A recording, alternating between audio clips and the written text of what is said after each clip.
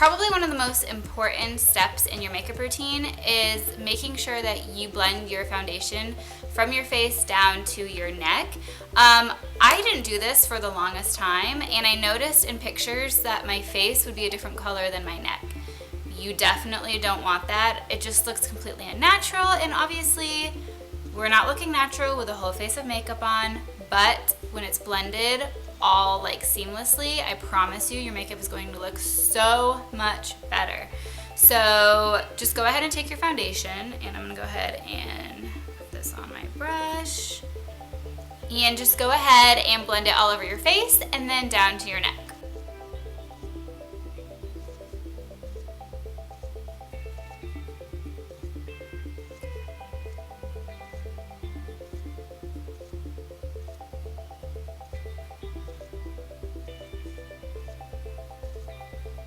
For my pale skin, it's hard for me to find a foundation that is light enough, but if I find one and it has like a little bit of an orange undertone or maybe a yellow undertone, and it's not matching my neck, and it's not like, because my neck is so pale and so is my skin, but if I'm not like blending it through to my neck, then it just looks like I'm wearing a mask, and you don't want to be wearing a mask. This isn't like Zorro.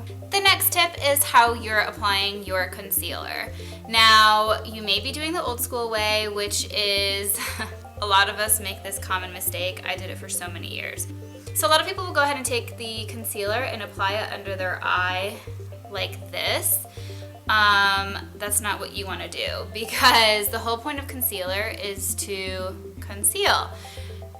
But it also highlights the face and brightens the face. So you don't just want to draw attention to your bags. I have under eye bags. They're not the greatest and most attractive thing, so I like to hide them. So instead of just applying it in like a half circle, go ahead and apply it in an upside down triangle. Well, something similar. This isn't like geometry, so it's not gonna look that great. But basically, if you apply it a lot lower, you're gonna go ahead and highlight the under eye versus just drawing attention to your bags. So I'm gonna go ahead and blend this out.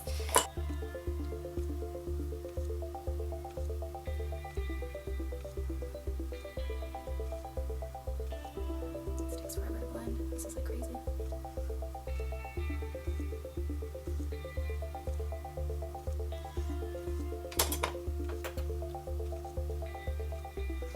Beauty blenders like save life, you know what I'm saying? They are so good. Amazing. So as you can see, this eye right here is definitely more baggy. You can see my under eye because I highlighted that area on my face. Whereas on this side, you can definitely see like how I did the upside triangle. It's just brighter, and it just looks so much better and healthier versus this one, which is basically drawing attention to my under eye circles. The next makeup tip that you are probably doing wrong is skipping setting your concealer. Concealer is a very thin formulation a lot of times, and it tends to slide underneath your eyes, and most under eyes get greasy faster than the rest of your face. So if you're not setting it, then your concealer is most likely to go ahead and just slide all over the place, basically looking like a grease ball. It's not attractive. So you also want to set your under eye concealer, because if you're prone to like the fine lines and the crow's feet, if you're not setting it, you're most likely going to have those wrinkles kind of like show through with the concealer because it settles on those fine lines. So setting it will not only make it last longer, but it'll also kind of diminish those fine lines underneath your eye. Not only do you want to set it, but you want to set it with a translucent powder. Because translucent powders are very finely milled, they just look so much more flawless underneath the eye. If you're choosing a powder that's maybe the same color as your skin tone or just a regular foundation powder, it's not going to look natural underneath your eyes at all, and it'll most likely oxidize, which means turning kind of like an orangey color over a period of time. Use a loose translucent powder. My favorite currently is the Maybelline Master Fix translucent setting powder. This stuff is amazing. Can I focus? Okay, there we go. So I'm just gonna go ahead and put some in here. Whew, there we go. And you don't need a lot, just a little tiny bit will do. And then just set underneath the eyes. And I promise you, you will see such a big difference in your makeup lasting longer and those fine lines like barely even being there. Like, it's so amazing. And then I just go ahead and take whatever excess powder I have and do that. The next common makeup mistake that you're most likely making is improperly lining your waterline with your eyeliner.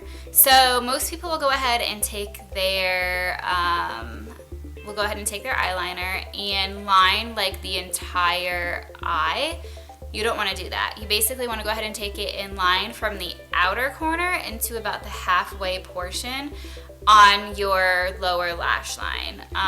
The upper lash line is perfectly fine to line completely, but the bottom, if you go ahead and take like a black liner and you're lining the entire thing from like outer corner to inner corner, it's going to close up your eyes, like completely close them. You're gonna look so tired.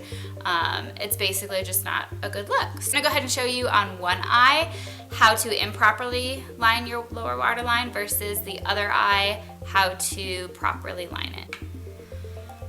So on this side, I'm gonna go ahead and show you how to properly inline it and how most people do it without even realizing. Most people go ahead and take their liner and line like this entire portion. So for example, they take their liner and smudge it the entire way. Don't worry, I'm gonna blend this out with a pencil brush and some shadow. So the right way is to apply it kind of halfway in underneath your pupil. So I'm gonna go ahead and do that to this eye.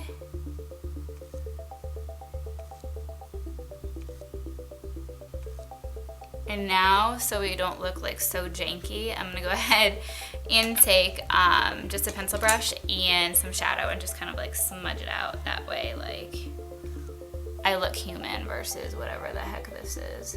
So as you can see, this eye is filled in completely, whereas this eye only goes up until the pupil. You can tell that this eye right here definitely looks more closed. It doesn't look that awake or that open, whereas this one over here makes my eyes look even bigger and brighter, and it just doesn't close them off. The next common makeup mistake that you're making is applying bronzer all over your face. You definitely don't want to take it and just apply like all over like a normal powder. You only want to apply it in certain areas that the sun would normally hit. That way it looks natural, like you have a natural tan, versus, you know, you took like orange paint and just like painted like you're 2 years old at like finger painting class. I really miss those days, by the way. So just go ahead and take your bronzer, and I'm gonna go ahead and show you how to properly apply it so it looks most natural. The sun most likely hits in certain spots of your face, one being the temples right here in the forehead, where if you lay out in the sun, you'll notice that you'll usually get like sunburn along this line. It also tends to go into your cheekbones. The sun just naturally hits there, and also underneath your jawline. So basically you're taking like you're just essentially making like a 3. So up here, then down, then underneath the jawline. So I'm just gonna go ahead and show you how much more natural it looks if you do that. So just go ahead and take it and apply it in the temples, and then go ahead and take it down kind of like that 3, and go ahead and put it in the jawline. And then go ahead and take it and move down to the third part, which is the jawline. Did I say jawline? Cheekbone. I'm sorry. So 1, 2, 3. And that just makes it look more natural. So versus if I took it on this side and I applied it all over, you're going to look crazy. Like crazy. So just doing this, and then also take it down your neck. So yeah, it just makes your bronzer look so much more natural as long as you follow like the points on your face that the sun is going to hit. I hope that you found these makeup tips helpful. Please let me know if you give them a try. I hope that I taught you something new today. Go ahead and leave me a comment below telling me if maybe you learned something new or if you have a beauty mistake that people are most likely making, and how to correct it. So just go ahead and leave that down below so we can go ahead and help each other. And until next time, I will see you guys in my next video. Please don't forget to subscribe by hitting the button below, and I will see you in my next video. Bye!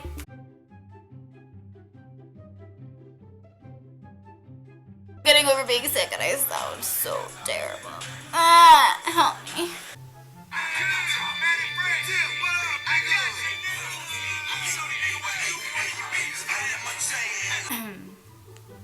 The next makeup tip. Gosh, okay. The next. So yeah.